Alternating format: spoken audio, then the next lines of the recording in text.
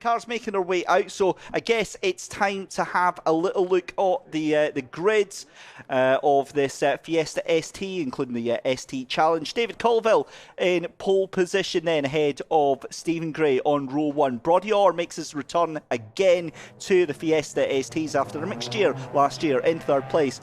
Joining him on row 2 is going to be Mark Dixon. Ian Blackley in 5th position, alongside Liam McGill, Ben Kriener in his first outing in the Fiesta ST Championship against the man, the myth, the legend himself, Peter Cruikshank, who will be absolutely showing him how it's done. I've got no doubt whatsoever. Kieran Preedy, now this is a cool little story. Kieran Preedy stepping out up from the Citroen C1s, moving into the Fiesta ST Championship. So a great intro for him as well. Russell Morgan in P10 as well. Stephen Ward in P11 with Gerald Henry in 12th position. Stuart Murray in 13th with Aaron Ward in 14th position. And then at the back of the grid, Lucy Hales-Maver rounding out the ST grid here. So cars making their way round then on their green flag lap here, and the STs are you know, a bit of a common sight here in Scotland. It made sense for them to become a popular race car championship up here, and the ethos for the SMRC has pretty much been, if there's an audience for it, we'll make a market for it. And we saw that with their bold jump a couple of years ago into the Citroen C1 and making that class, and we'll talk about that a little bit later on.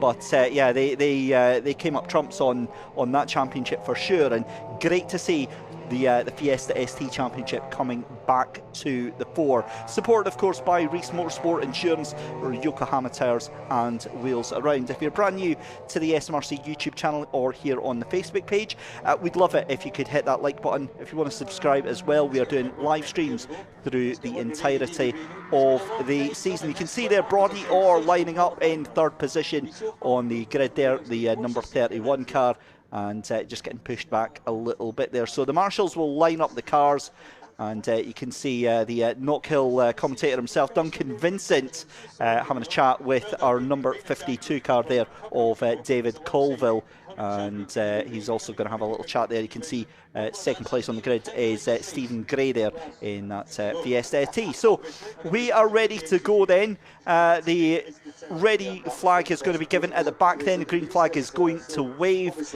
and we are just seconds away from the 2nd race of our post-lunch break action here.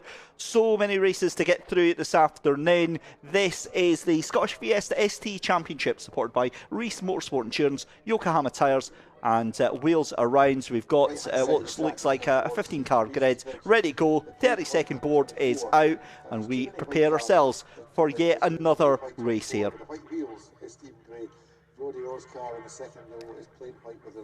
So just waiting for that 5-second board to come out, and we get ready to go racing yet again. Race 4 of the afternoon here at Knockhill Racing Circuit. The lights starting to go on the Gantry Bridge. The cars hold, the revs rise. And we go racing yet again, and that's a poor start on the inside there for Dave Colville. Steve Gray looks like he's got the jump on the outside. Who's that coming up on the inside there? That looks like Stephen Ward making absolute hay while the sun shines there, but round the outside is the number 24. Stephen Gray tries to hold on and says no you don't, as Dave Colville elbows him out the way as politely as you like. Oh, that's a huge accident waiting to happen. How did that not happen?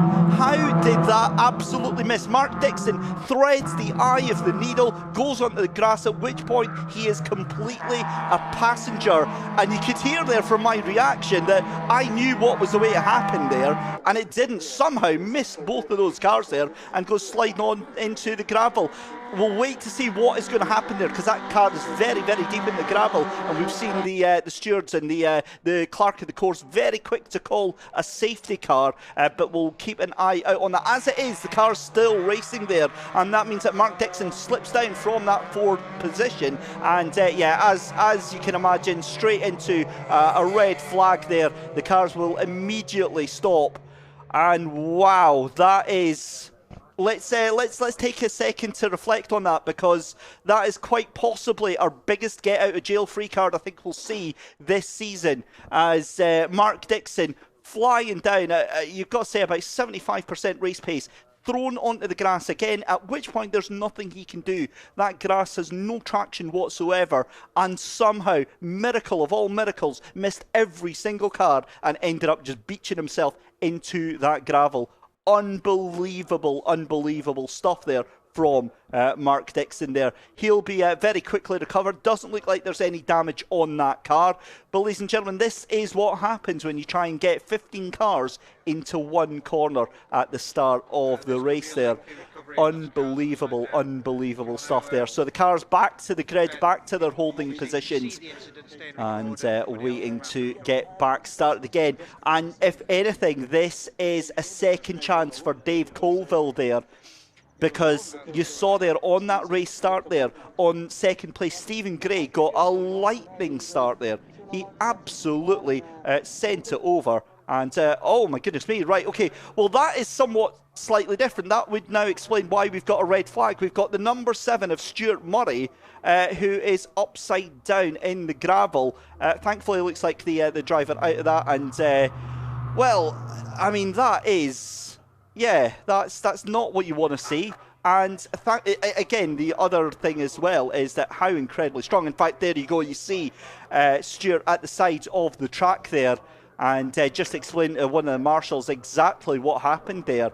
Now, I'm trying to figure out, is that through the chicane? That's definitely not at the same corner that we saw. That's brilliant. Now that gives us everything that we need to know. That is through Butchers. And that's I've seen this exact accident happen a few times. Now, I would imagine, again, without getting any replays here, that there's been contact, and what you'll have found is that Stuart Murray is likely, and again, I could be completely wrong here, but this is just a theory, is that Stuart Murray is going to be the left-hand car, and we've seen it time and time again when a car is just on his inside rear bumper, and the car gets sent off, and the tyre marks and the skid marks would suggest this, that car's went speeding off at a rate of knots into that gravel trap on the right-hand side. And when the cars are jostling for position like this, you know, there's no quarter given, certainly no malice intended in that in any way whatsoever. But, well, that is a very, very clear result. And that car, thankfully, with all of the safety precautions that are taken in place, firstly, the fact that the driver's straight out of the car there, but the likelihood is they'll get that car back on all four wheels. And I would imagine that car will be able to start, and very likely maybe a bit of duct tape. But I would imagine that doesn't look like there's going to be too much damage. These cars are built very, very strong indeed.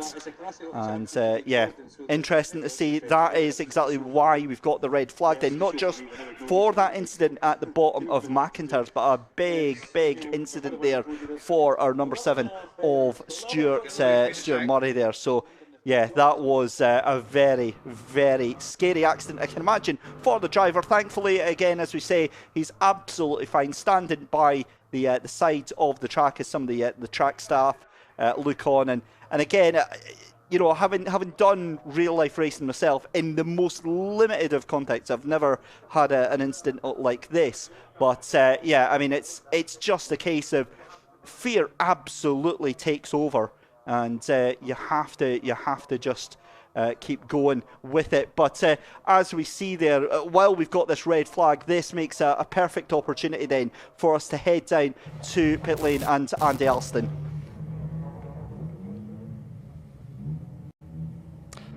All right, you join us here on the start-finish straight in the Fiestas. Dave Colville is here on the inside line. Dave joins us now. Dave, you're on the inside here going into Duffus. Is that a little bit of a concern when the lights go out in the end? No, not at all. It's the best line to be on. Gives you the inside for the corner and means you've got the best chance of staying in the lead. So yeah, suits me very well, thank you. Excellent, good stuff. Well, I feel like that confidence, Dave. What's your kind of your thoughts going into here with the restarts? Just try and get the power down early and try and get them. Just a clean start and without getting into any sort of trouble, and try and get out front and try and gap Stephen. Yeah. That's the plan. Absolutely. Look forward to seeing how you get on, Dave. Thanks for speaking to us. Thank you. Dave Colville there in the 52 car. Let's speak to the man who is going to be alongside him at the front row of the grid. That is, of course, the 24 of Stephen Gray. Stephen is here and speak to us now. Stephen, what's your approach here going into the restart? How are you going to shape things up and try and get a move past Dave? Yeah, I made a pretty good start last time as well, so hopefully just try and do the same again. Yeah, and it's going to be very tricky at the first corner. Just going to try and see where all the cars land up, to be honest. Dave seems quite happy being on the inside going into Duffus, but what's your kind of thoughts on this one? You've got the outside, but it is perhaps arguably the racing line in normal conditions. Yeah, it gives Dave a really good advantage to kind of just defend into that first corner. It's quite hard to go around the outside. So I think if we're neck and neck, it's definitely an advantage for Dave being on the inside, no doubt about it. Absolutely. Well, Stephen, look forward to seeing how you get on there. Best of luck and thanks for speaking to us. Yeah, cheers, thanks. Stephen Gray there in the 24 car, so it's Colville from Gray at the front. Then further back we've got the 31 of Orr. Quite a gap there now between them and the 62 and the 333 car. So it's the Marshals just doing a little bit of final preparations before the lights go out for the restart. But let's get a quick chat here with our 31 car, Mr. Orr. And what's the approach here? Second row on the grid, but you've got a little bit of a gap to your left-hand side. Are you quite happy with where you're shaping up so far? Yeah, I mean, it's my best qualifying so far, so hopefully I can turn it to result and just keep clean. No, good stuff. Well, look forward to seeing how you're getting on. So that is the 31 car, and just further back we've got the 62, the 333s, and we've just got the safety car making its way to the back of the pack now, so the action will get underway in a few moments' time, and that's a perfect time to hand back to Dave Christie in the commentary box. Very much. Andy Alston down there on the grid for us for the Scottish Fiesta ST Championship, supported by Reese Motorsport Insurance, Yokohama Tyres and Wheels Around. We'll try that again, get a second go at the race here. Obviously that's first lap incident involving Mark Dixon, completely separate to the incident involving the number 7 of Stuart Murray. Both drivers out okay. Their cars will need a little bit of TLC and they'll be back onto the grid. I'm pretty sure the marshal running down, signifying that there's going to be another green flag lap, which makes sense because the drivers need to regroup. They need to get themselves back and concentrating again here, and that green flag lap will be underway very, very shortly. But again, that'll be as soon as we get this car recovered, and you can see the frantic work from both the marshals and the Knockhill track staff here, doing a grand job of getting this racetrack sorted and back to tip-top condition. And you know, this is the unsung work. This is the stuff that you don't normally see on the race coverage. Is the unglamorous work of them having to soak up whatever fluid's been dropped by the cars, or having to sweep off gravel from the 16 cars that have decided to trail gravel onto the track. You know, they work so hard in making sure this racetrack is as clean and as clear as the drivers can possibly have. And you know, more often than not, they do it for a lunch and a bit of a thank you. And yeah, it's a wonderful, wonderful job. And you know, we say that an awful lot, and we genuinely do mean it, because I've got so many friends here at Knockhill that do marshal. Big shout out obviously to the likes of Edward Porter and Jamie Nicholson, who are massive fans of both myself and Andy. They're constantly chatting to us on social media and giving us big love wherever we go. So a huge thank you to them. And you know, it's great to see. But that looks like that is it, nearly done and dusted. The marshals making their way back to the post. As you can see, that precarious ST150 dangling in midair like some sort of really weird crane game. getting back into the recovery track. And also then it's going to be 1 green flag lap and 11 racing laps. That's what we've got to look forward to in just over a couple of minutes' time. That car will be placed onto the recovery vehicle. The track staff will exit stage left, and we are just a couple of minutes away from getting back to green flag action here at Knockhill Racing Circuit. If you've just joined us, a very warm welcome. Welcome along to the stream. This is the Scottish Fiesta ST Championship, supported by Reese Motorsport Insurance, Yokohama Tyres and Wheels Around. This is currently race number 6 of the race number 4 of the afternoon. We're not that far ahead, but 2 red flags have tried to eat into the enjoyment factor of the afternoon, and it's not having any luck so far because we will still be running on schedule. We'll certainly speed things up and get things back underway. Up next is the Scottish C1 Cup, the SMTA Scottish C1 Cup, as we see one of the SMRC staff putting Usain Bolt to his limits there. Goodness me, that was quite the sprint down the hill there.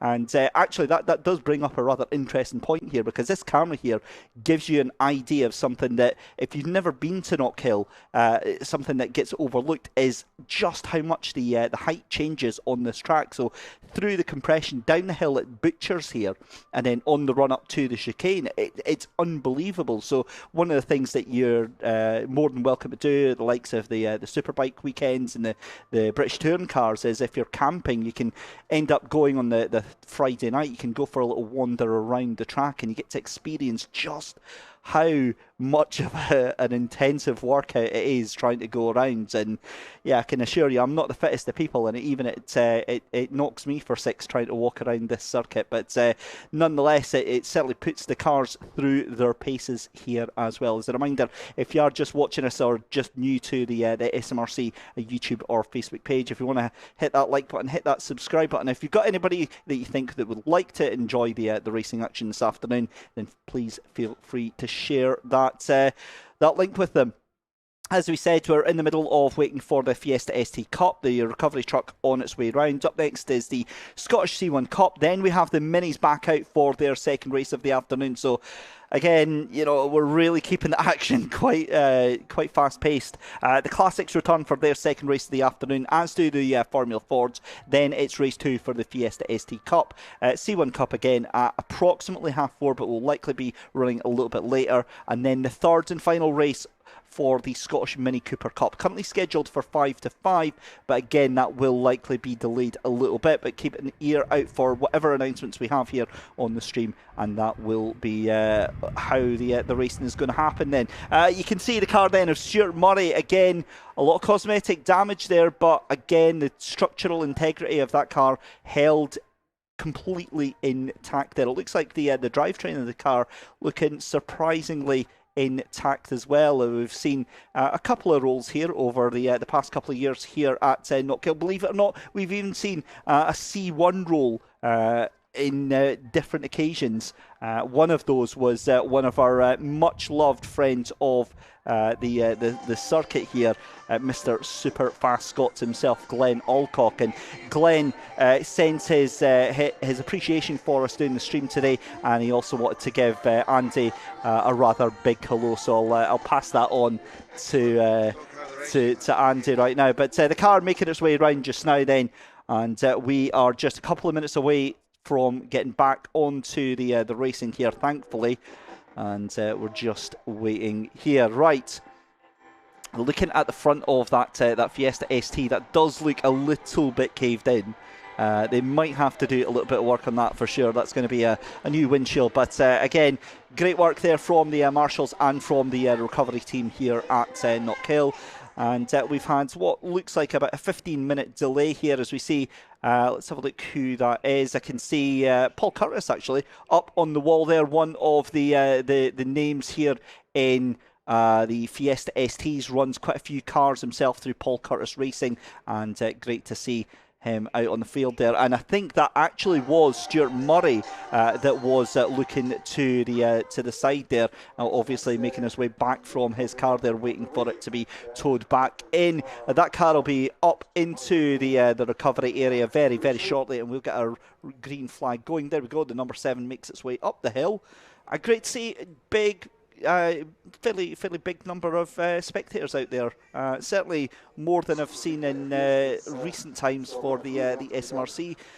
And again, the lockdowns and these pandemics have really given everybody the impetus to get back out. I don't know about you guys, but certainly been going stir crazy, and it feels amazing to be back out. Amazing to see crowds here watching on, and you know, you'll have well-wishers, you'll have friends, you'll have family, you'll have sponsors. You can see the Knockhill Hospitality Lounge is well and truly busy up there as well, and they'll be enjoying the local circuit commentary as well. But that is pretty much us good to go. You can see the green flag outside of the starting booth there, ready to go, and it looks like we're ready to get the cars back onto the grid. The thumbs up goes from the starters rostrum, and we wait for the green flag to be flown here on race 4 of the afternoon. Good afternoon to Elliptic on YouTube chat, who is actually watching us from the circuit. Good afternoon. Turn 1, and first lap of the race was absolutely mental, according to...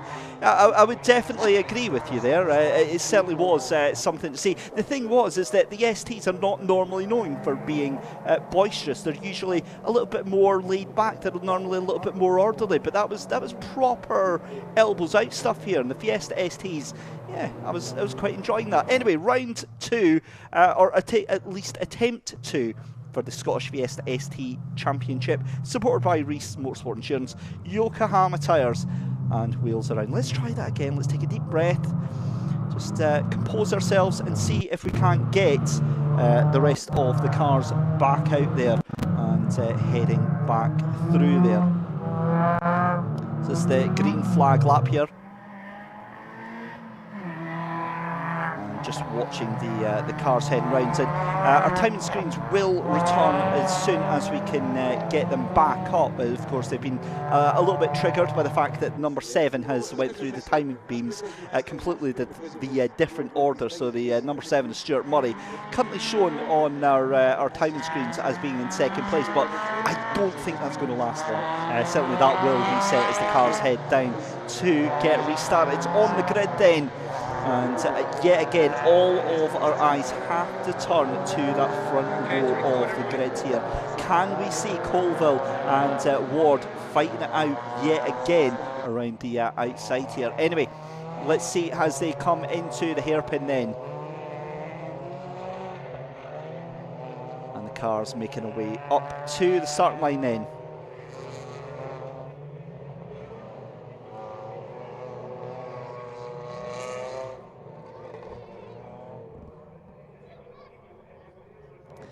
There we go then, the cars just lining up 2 by 2 then on the grids.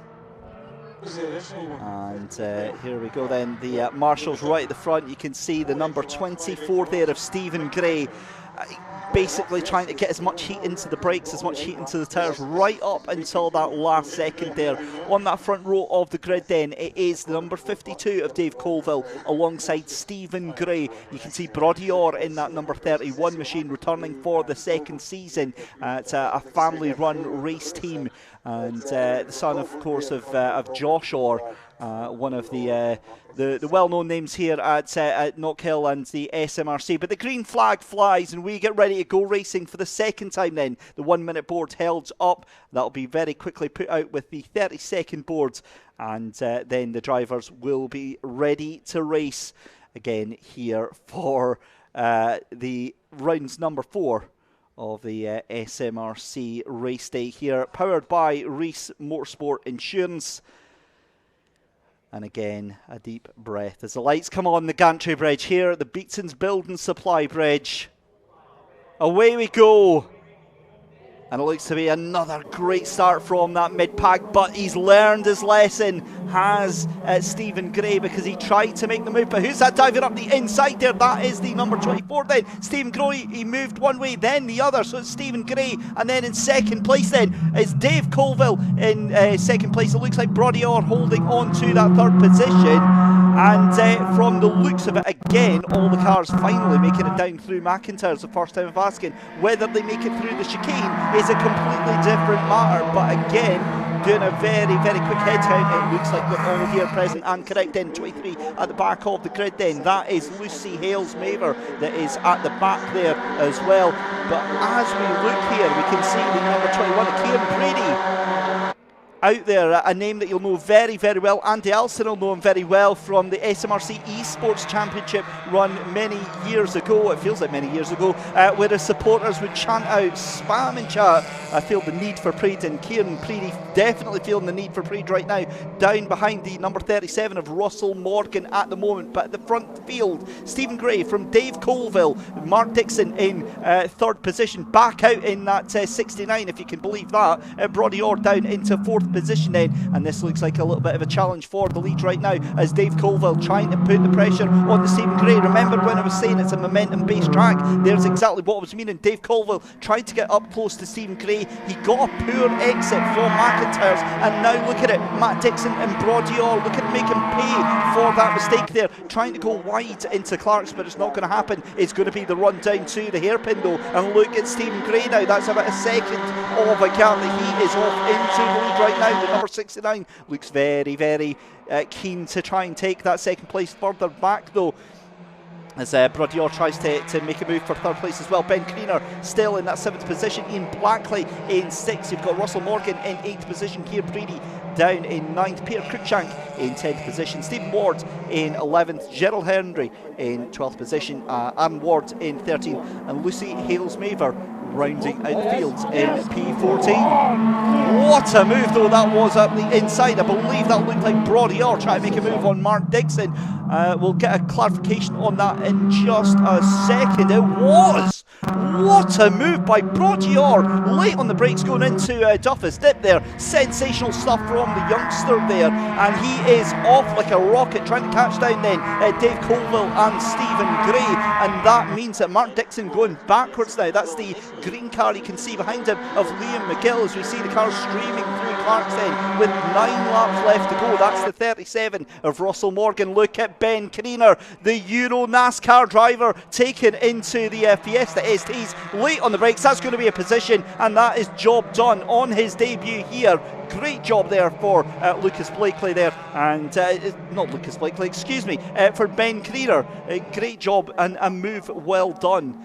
Back to the leaders though, and let's have a look here. Stephen Gray then looking quite comfortable ahead of Dave Colville, not able to get the gap that he was wanting to do, but Dave Colville again is too far back to make a dive up the inside there, but they're both going to have to watch out there as the number 31 trying to catch up to the tail of them there, and that is Ian Blackley still fighting with the Russell Morgan there. And yeah, fascinating battle going on through the fields here. Dave Colville actually set the fastest lap last time round there with a 61.336. That was about 9/100ths of a second faster than your race leader. And again, this is the battle for 6th position here, and again you can see just how much those top 5 have broken away from this group here. That's a dive up the inside from Russell Morgan, and he makes it stick. He's going to make that car as wide as he can on the exit, and I tell you what, that makes it very, very difficult for the car behind the 333. That's Kieran Preedy in the number 21 and Ben Kriener in the number 38 there to actually get up there. So there we go, 7 laps left to go in the Fiesta ST Championship, supported by Reef Motorsport Insurance, Yokohama Tyres and Wheels Around here. And we're watching the battle then for 6th onwards as Ian Blackley currently leads Russell Morgan. We've got a puff of gravel, and presumably that's just 2 wheels onto the inside there. Now it looked like that gap between Brodior and Mark Dixon for 3rd and 4th place, the 31 and 69. That's come right back down. Remember, we were saying about Broadior getting a bit of a gap there. It has, so I'm wondering if that is Broadior that's put 2 wheels into the gravel there. That's compromised his exit through McIntyre's. And have a look up the inside, tries to absolutely send it late on the brakes. He gets it done. The 69 of Mark Dixon from absolutely nowhere tries to send it up the inside. He did get the move done, but Broadior was always going to have the run out of that corner. The ST150 engine, Ford engine, roaring into life up the start-finish straight then. Down into Duffus with 6 laps left to go here, and that's a little bit of a jiggle there from Dave Colville there, and coming down into McIntyre's. Really on the edge of the limit is Dave Colville right now, throwing that car. It's almost dancing and weaving coming down the hill there. That again, that's how you have to drive these cars. It's literally trying to get them onto the absolute limit of grip. That's where the fastest times come. Look up the inside then, that is Mark Dixon trying to send it into Clark's there. It's not going to happen. Broadior closes the door, just keeps that position. The more that these two are scrapping and the more that these two are fighting, that means that Liam McGill, who's just hiding there in the background, he's just minding his own business here on a Sunday afternoon. He's in a very good chance of picking up a podium position with the way that these two are going on. And you're feeling that Mark Dixon getting a little bit more frustrated trying to get past that 31. Meanwhile, your leaders, Stephen Gray and Dave Colville. Watching him come down to Duffus Step then. 5 laps left to go here.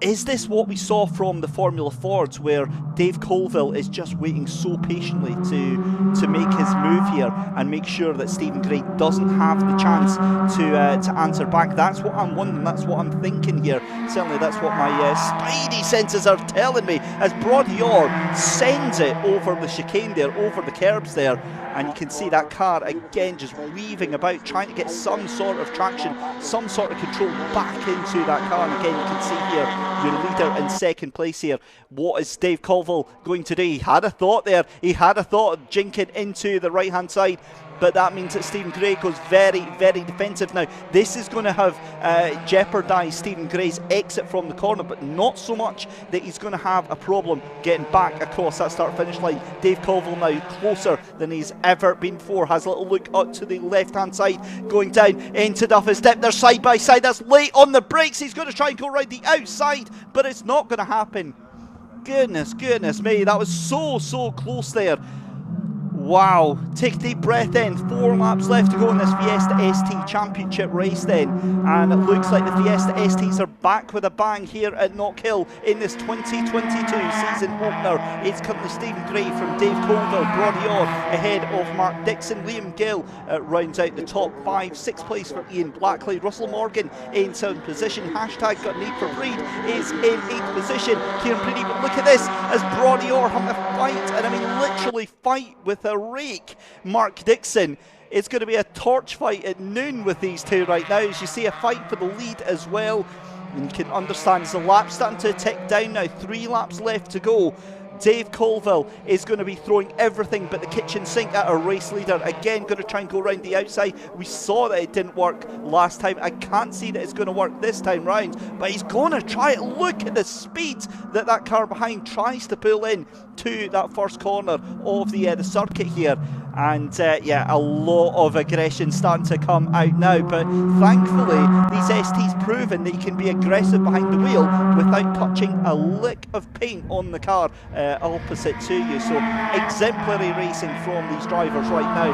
Firm, fast and fair racing, and that is pretty much what the SMRC is all about. But as I said, we've got 3 laps left to go here. Your race leader Stephen Gray still just 1/10 of a second ahead, just a whisker ahead of Dave Colville. It's going to be back down to the hairpin then for the next time of asking. Having a look up the inside, late on the brakes. There goes Mark Dixon, tries to get the car stopped. He's going to get it stopped, but Broadior is going to get the cut back. Beautiful move there. Incredible sportsmanship. Wonderful, wonderful stuff there, and that is the 38 of Ben Kriener pulling off to the side. That looks like a mechanical, and that is down the back end of the circuit. Now he's going to be lucky to get into pit lane before that happens there. Was there a move change there between Brodior and Mark Dixon? I don't think there was, but look at how impatient now Dave Colville's starting to get behind Stephen Gray, that number 24 in the lead of this race. It's been a lights to flag performance so far, and just 2 laps away from making that a lights to flag finish is Stephen Gray. That gap's opened up a little bit now. Stephen Gray further ahead than he's ever been, and look at that, it's a 3-car fight for 3rd position for your final podium spot. Brody Orr still just ahead of Mark Dixon here. Liam McGill's licking his chops, fancies a little bit of the action here as well. Liam McGill's going to send it to the inside. Brody Orr is going to make that car as wide as he can. The 69 tries to get onto the brakes there. Liam McGill is going to try and take a late line in, get a good exit out. Oh my goodness me, we've got 2 laps left to go. We're on the final lap now. This is intense. I've got no idea where this is going to go. What I would say is I think the lead lap, the lead battle looks to have been decided, because Dave Colville is, he was too far back, and now of course it's just the way it goes, isn't it? The commentators curse that as soon as you say one thing, the opposite happens. And look at Stephen Gray, look at the pressure that he's under right now with Dave Colville, as Brody Orr still tries to hold on to that position from Mark Dixon. Unbelievable scenes here at the Scottish Fiesta ST Championships. Up the inside at Clark's. Let's see how they go. And that's the position done for Mark Dixon. Dixon gets ahead of Brody Orr on the final lap of the race, and look at Liam McGill. He's ready, poised, waiting to go as Brody Orr. Going to send it up the inside. Dave Colville has one last chance there. The 24 though going to come across the line to finish the race. What is going to happen with 3rd place there? That is what we need to see here, as across the line it's going to be, commiserations for Brody Orr. He gets absolutely mugged on the final hairpin there. It's going to be 3rd place for Mark Dixon, 4th place for Liam McGill. Brody Orr finishes in 5th position. Ian Blackley in 6th, Russell Morgan in 7th, Peter Cruikshank showing how it's done, Kieran Preedy in 9th position, Stephen Ward in 10th, Gerald Henry in 11th position, Aaron Ward in 12th, Lucy Hales-Maver in 13th position, and Ben Kriener, number 38, on his racing debut here at Knockhill, finishes in 14th position. My goodness me, I'm going to need a lie down in a dark room with no noise whatsoever after that one. That was intense racing from the Scottish Fiesta ST Championship, supported of course by Reese Motorsport Insurance, Yokohama Tyres and Wheels Around. We got there on the 2nd time of asking, and that was a brilliant race from start to finish. Huge congratulations there to Stephen Gray, taking the race win from Dave Colville, and they're making their way around with Mark Dixon somehow getting, he'll be absolutely delighted with that 3rd place, but they're making their way round through the hairpin just now, and they're going to be coming into pit lane. Andy Alston, I can already see out of my my commentary box window here, poised like a viper, ready to interview these drivers as they come round. And great to see the waves going out from the drivers. They enjoyed that one, we enjoyed that one. And as the cars make their way round into pit lane and through into the holding area, I can see Andy Alston ready, waiting to go. He's going to be having a chat with our top 3. Stephen Gray taking the race win, Dave Colville in 2nd place. But I need to hear about Mark Dixon on what happened into that final hairpin. So we'll hand things over then. Andy Alston over in the holding area. How's your breath after that one, buddy? Yeah, that was a dramatic race to say the least. I feel like that's been the case in all these races, Dave. You know, it's been great action from start to finish. And here come the top 3 in the Fiestas, and it's that man Stephen Gray who will take the checkered flag and take the maximum haul of points in the 24.